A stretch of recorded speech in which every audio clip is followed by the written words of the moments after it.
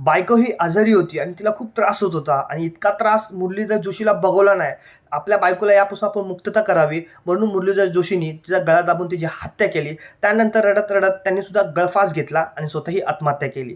त्याच्या आधी त्यांनी एक चिठ्ठी लिहिलं. त्या चिठ्ठीत असं लिहिलं होतं, की माझ्या बायकोच्या अंत्यविधीसाठी एक नवीन साडी आणि एक नथ घ्या. त्यासाठी मी पैसे बाजूला ठेवलेत. तर मित्रांनो, नक्की काय झालं होतं या व्हिडिओमध्ये मी तुम्हाला पूर्ण सांगतो. मुरलीधर जोशी हा नाशिकमध्ये राहत होता. त्याला 2 मुलं होते. ते उच्च शिक्षण दिले. त्यानंतर उच्च पदावर ते कामाला होतं. त्यांचं लग्न झालं. त्यानंतर ते आई-बापापासून वेगळे झाले आणि नवरा-बायको हे दोघं एकत्र राहत होते. अरे काय फायदा त्या मुलांचा जेव्हा आई-बाप एवढ्या त्रासामध्ये आहेत आणि आई आपली एवढी आजारी आहे, तरी वर्षातून एकदाच ते मुलं येत होते. जे मुलं आपल्या आई-वडिलांच्या म्हातारपणाचा काठी बनावं, पण त्या मुलांनी आपला स्वार्थ बघितला. ते फक्त वर्षातून एकदाच होत होते. मग काय फायदा अशा मुलांचा? त्यानंतर मुरलीधर जोशी आपल्या बायकोची एक लहान बाळाप्रमाणे काळजी करत होता. 15 दिवस आधी आपली बायको कोमामध्ये होती. कोमामधून बाहेर आली. त्यानंतर तिला त्रास भरपूर व्हायला लागला. मुरलीधर हा खूप तळफळ करत होता आपल्या बायकोसाठी. तर तिला बघवत नव्हतं. आपली बायको किती सहन करते हे सुद्धा बघवत नव्हतं. कारण की बायकोवरचं त्याचं खूप अतिप्रेम होतं.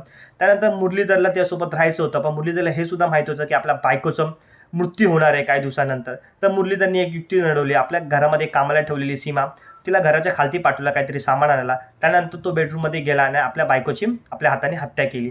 त्यानंतर हत्या केल्यानंतर त्याला खूप दुःख वाटलं की आपण खूप हे चुकीचं केलं आपल्या बायकोसोबत. त्यानंतर त्याने आपल्या बायकोला घट्ट मिठी मारली आणि मिठी मारून डोक्यावर एक पप्पी घेतली. त्यानंतर स्वतःसुद्धा गळफास घेतला आणि आत्महत्या केली.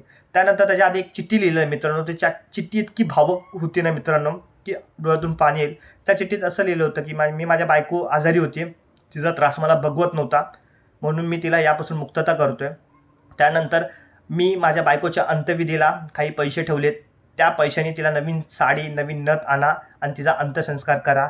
त्यानंतर माझ्या बायकोची सेवा करणारी सीमा आहे, त्यासाठी सुद्धा मी ₹50,000 ठेवलेले आहेत, तिला द्या. कारण की त्या पोरीने माझ्या बायकोची भरपूर सेवा केली. जिथे तिची मुलं कामाला नाही आले, तिकडं ती पैसे देऊन सीमा त्या लोकांची सेवा करत होती मित्रांनो. आणि ह्या लोकांचं प्रेम बघून मित्रांनो खरंच डोळे भरले. असं प्रेम या जगामध्ये आपल्याला भेटायला काय बघायला सुद्धा भेटणार नाही. कारण की आजकालच्या जगामध्ये तुम्हाला माहिती आहे की किती लोकं स्वार्थी होत चाललेत.